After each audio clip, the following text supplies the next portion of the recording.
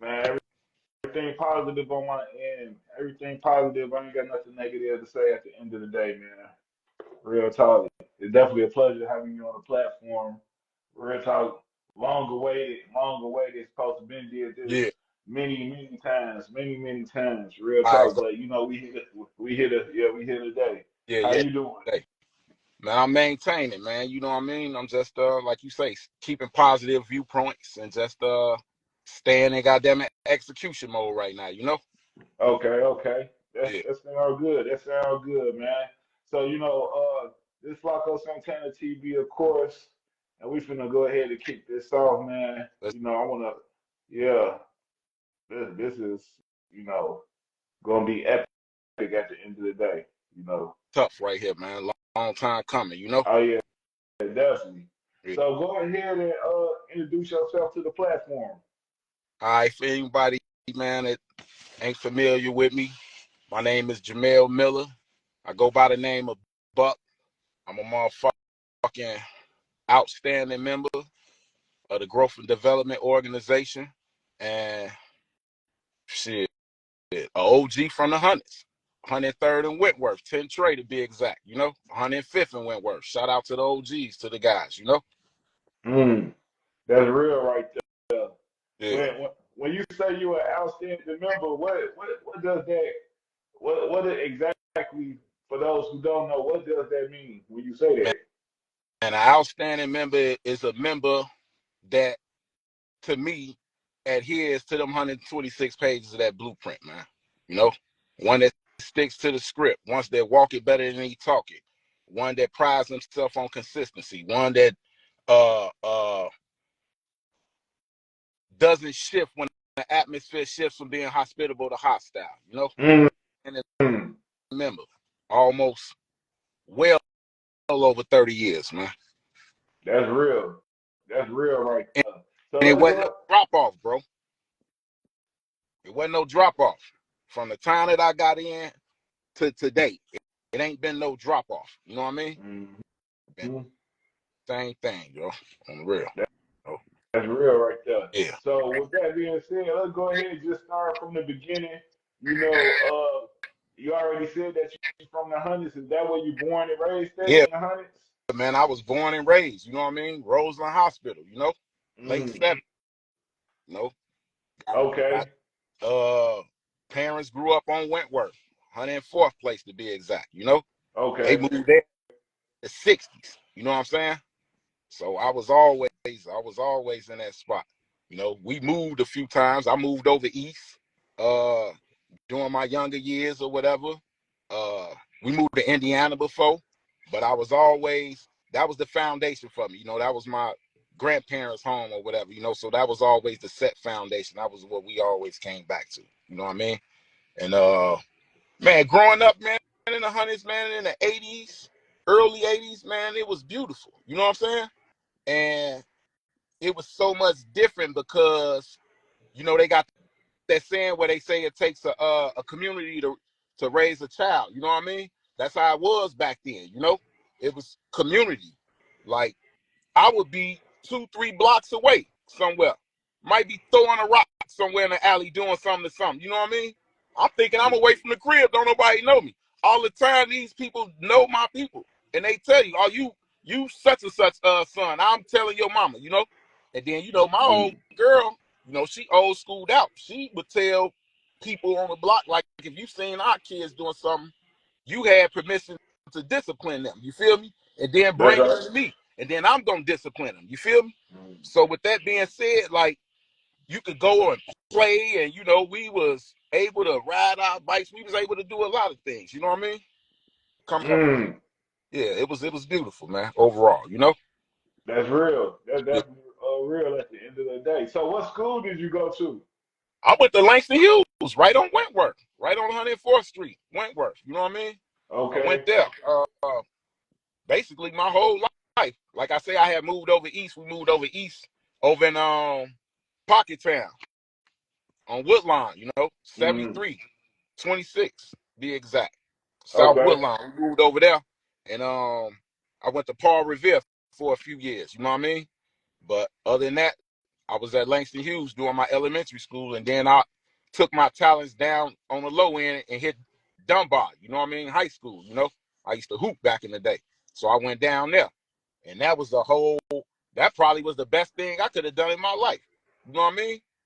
Because it Why is that? got Why me you up say out of the that? community. It let me see how other people was living on other parts of the city. You feel me? Being right here in the Mm-hmm. heart of the low end, you know what I mean? When all the project buildings was Kelly rolling back then. You feel me?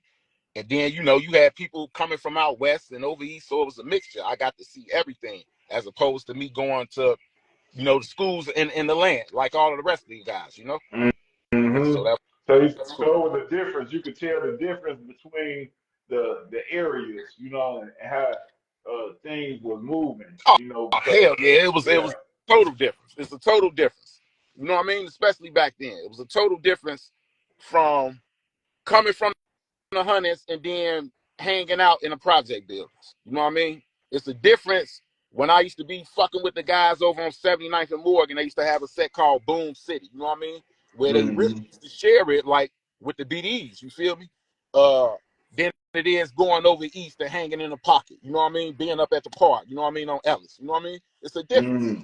Yeah. You know? So you got. I mean, did anybody, you know? I mean, how did you get people from other hoods to respect you? You being from the hundreds, you know, you being in Pocket Town, you being in the low end. I mean, you're not from these hoods, so I mean, how did that relationship develop, or how did you get them guys to respect you? I should say. Man, at the end of the day, when diplomacy go out of the window and it's time for the universal language to get spoken, I know how to speak that shit effortlessly. You feel me? And that's what I did. And the universal language is the art of ass kicking, you know? Mm, And that's what I did, you know? that's When it's tough, real. I was never scared. You feel me? Well, I'm going wherever. I'm with that shit. And it's going down. You feel me? I ain't gonna woof with you. I ain't got to go look for nobody, nothing. I'm on your whole ass. You feel me? Mm-hmm. And that's what it's gonna be, you know. Whatever come after that, that's what's gonna happen, you know. That's But I ain't real. thrown in my sandbox, you know. But I didn't go looking for shit. But I ain't. We ain't doing no ducking. We ain't doing no disrespect. No none of that. I was always taught that. You feel me?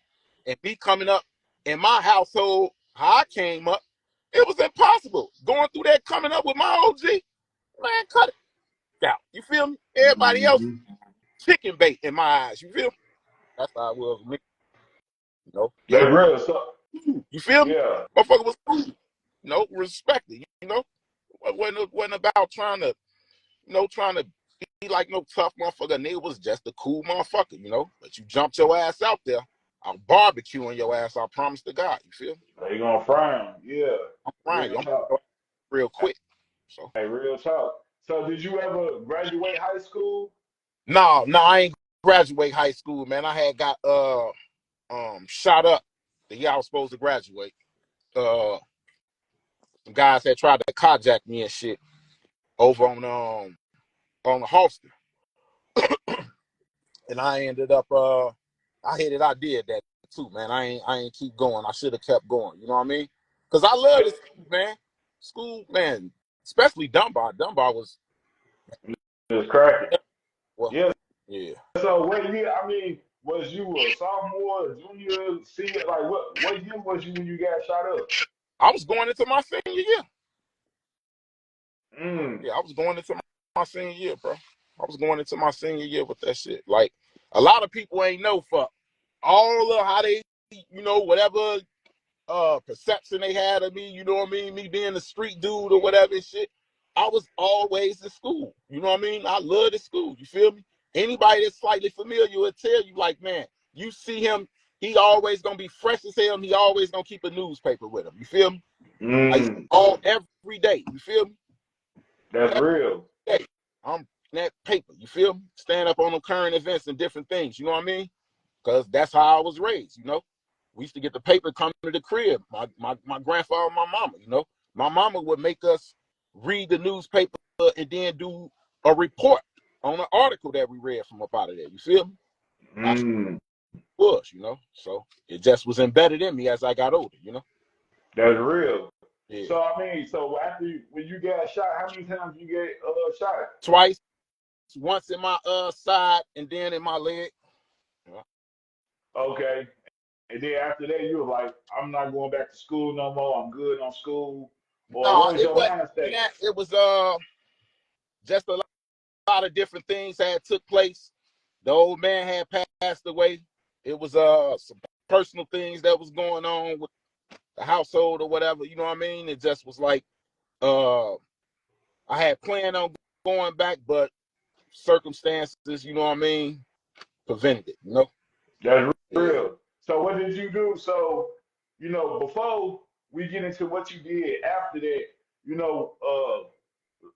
were you part of an organization then, or you haven't became part of the organization? When did you become part of the organization? I, And what year? I became part of the organization officially in 90. Officially in 90. Up at what we call Princeton Park on 99th and Princeton. You know what I mean? By, Mm, by, by one of the guys, man, the dodo bird, rest in peace, Mondo. And rest in peace, old Dink Dog. You know, had to rest in circle, peace. you know what I'm saying? Mm-hmm. On the real, got blessed in right there. But I didn't get violated in like how we used to do back then, you know. They like, man, we already know he you know what I mean? He official. You know, I was a little motherfucker. We already know he official. But back then, you know, you didn't just because you became a part of it, you still had to prove yourself. You feel me? And you Mm, proved yourself through security because that was the backbone and is still the backbone of our institution. You know what I mean? facts. We was big on that. So I'd be on top of roofs on security, riding bikes around, you know what I mean? Making sure the guys is straight, you know, doing that. And I took it very seriously. I'd be in trees, all types of shit. You know? Mm, Yeah, that's it was sick. Hey, that's real. So back in those days, in the 1990s, what was the environment like? Far as was it beef? Was it tension? I mean, when you got plugged into everything, was it what was going on in the neighborhood? Man, back then, man, we was on the streets, the BGD concept was still going on. You feel me? So you had new breeds that was deep on 103rd and around the land. You feel me? You had the Mm-hmm. beliefs, you feel me? And we was kicking it. All us, we used to kick it. You feel me? We used to get into it with we had like some vice lords, you know what I mean? Around or whatever, you know. We used to exercise with them back in the day, you know, and a Right. few other people or whatever. But for overall, it was cool. And it was a camaraderie and it was family. And if you was GD from 103rd and Wentworth, you GD, goddamn it, on 22nd, you know what I mean, and state. You feel me? Mm, And you could be confirmed. We had numbers. We had ways we could call. You know, mm-hmm. regions. We had the paperwork. We can call. We got woo off the bam down here. He say he woo woo. Oh yeah, that's woo. You know what I mean? That's And right. it was love, man. And some of the craziest places we plugged. You feel me? Some of the craziest places. People who you never think in a million years was a part of the evolution of growth and development. You feel me? And it was beautiful, bro. It was beautiful. It was nothing like That's real right there. it. Mm-hmm. So let's go ahead and get back to when you got right after you got out of school or you didn't go back to school. Let's get into what you was doing, after that. So you got shot, on Halsted. You didn't go back to school. You had different issues going on. So what did you do with yourself after that? Because I mean, did you go get a GED? Did what did you do? Man, bro, I was in the streets, man. You know, Mm-hmm. I was finishing up my doctorate. You know what I mean? And streetology. That's what I was doing. You know, I was on the streets.